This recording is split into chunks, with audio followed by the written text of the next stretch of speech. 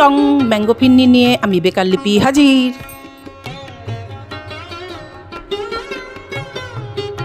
গোবিন্দভোগ চাল ধুয়ে ভিজিয়ে দাও।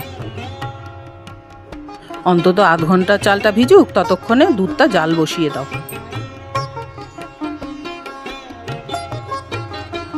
চালটা দুধ আর জল দিয়ে বেটে নাও, মিহি বাটা হবে না।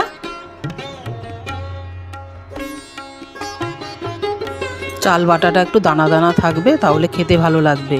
সেই বাটা চাল এবার দুধে মিশিয়ে দাও। আম কেটে আমরস করে নাও, আগে থেকে করে রাখলে ভালো হয়। আমার চ্যানেলে আমরসের রেসিপি আপলোড করা আছে, দেখে নিতে পারো।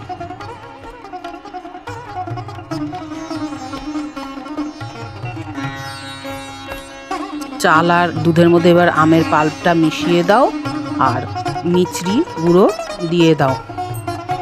আমি চিনি ব্যবহার করিনি।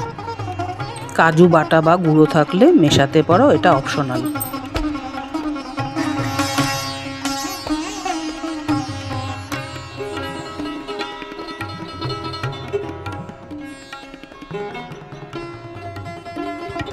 অনবরত নাড়তে হবে যাতে তলায় ধরে না যায়।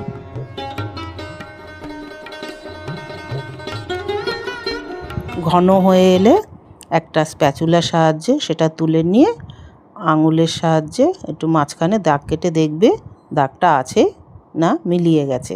দাগটা যদি থাকে তাহলে বুঝবে তোমার ফিরনি একদম তৈরি। মাটির পাত্র হলে ভালো হয়, তাতে ঢেলে ঠান্ডা করে নর্মাল ফ্রিজে রেখে দেওয়া যায়।